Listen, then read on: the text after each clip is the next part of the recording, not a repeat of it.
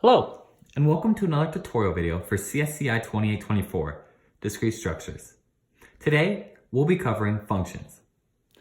The main idea is that a function takes inputs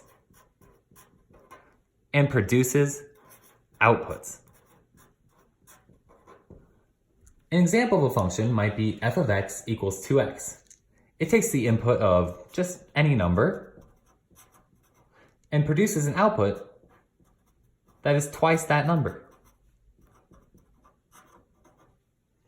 In programming, we might write a function as def sum of x and y, where we return x plus y.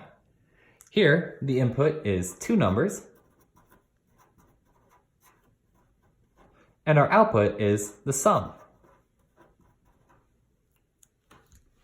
Another key idea for functions is that for each member of the input set A, exactly one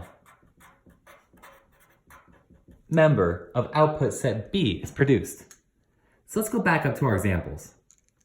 In f of x equals 2x, if we have x equals 6, we will get only one output, and that is 12.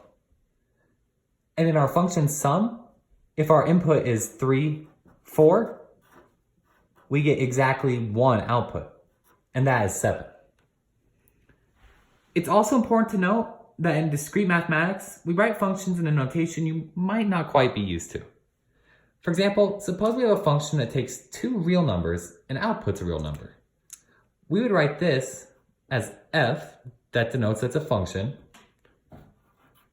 r times r, that denotes that we're taking two numbers, and that it maps to one real number. Another example would be in which we take a positive integer and output a positive integer. We would write this as f of z positive maps to z positive. There are also three other concepts behind functions that we need to make sure we understand. And that is the domain, the codomain, and the range. Let's work with an example. Suppose we have the function that maps a real number to another real number, where f of x equals x squared.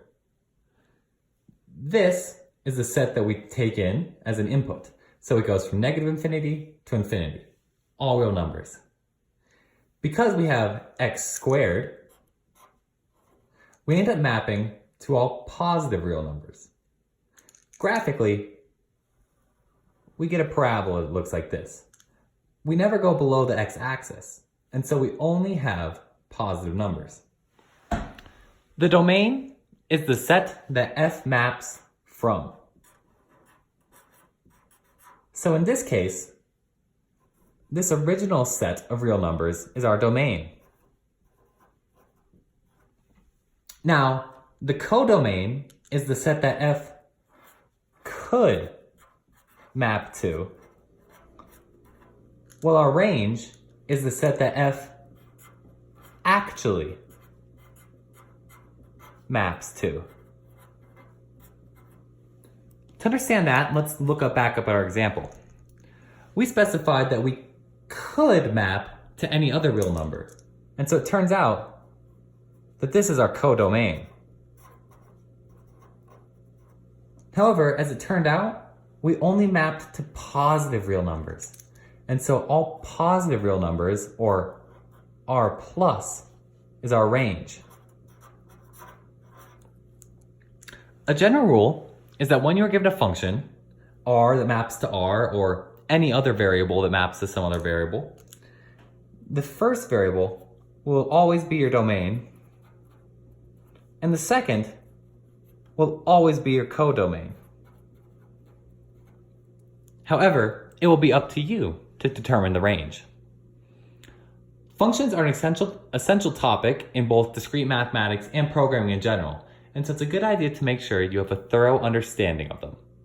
Thanks so much for watching, and good luck.